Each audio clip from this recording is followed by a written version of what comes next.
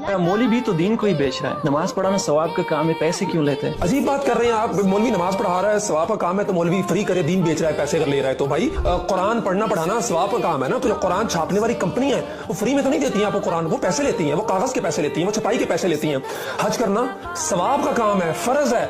Travel एजेंसियां आपको मुफ्त में तो हज पे नहीं भेज देती, वो पैसे लेती है ना आपसे। जहाज वाले पैसे लेते हैं आपसे। मस्जिदें बनाई जाती हैं, अंदर नमाज होती है, कुरान पढ़ा जाता है, सारे नेकी के काम होते हैं। लेकिन मिस्त्री मस्जिद बनाने के पैसे लेता है, मस्जिद में लगने वाली सीमेंट के आप पैसे देते हैं, सरिये के पैसे देते हैं, मजदूरों को आप पैसे देते हैं। शादी आधा ईमान है, निकाह सुन्नत है, दीन का हिस्सा है। लेकिन बेद छुआरों से लेके, कपड़ों से लेके, कैटरिंग वालों से लेके, शादी हाल वालों पे लाखों रुपए आप लुटा देते हैं। लेकिन अगर मौलवी को 5,000 रुपया, 10,000 रुपया निकाह जिसने पढ़ाना है, आपके इस रिश्ते को हलाल करना है, अगर आपको देने पड़ जाए तो आपको मौत पड़ जाती है।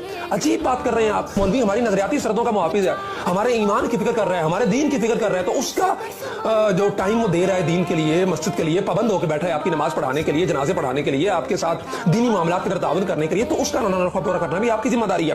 15-20 साल मौलवी बेचारे को हो गए, 15,000 20,000 रुपए तनख्वाह पे जो है ना वो नमाजें पढ़ाते हुए, आपकी दीनी जरूरियात का ख्याल करते हुए, अगर उस बेचारे ने तंग आके महंगाई के हाथों कह दिया आपको कि यार कोई तनख्वाह बढ़ा दे, तो फौरन आपके मुंह पे आ जाता है कि जनाब ये दीन को बेच रहा है। अजीब बात है, बाकी किसी को नहीं आप कहते हैं। तो इस रविश को बदलना होगा।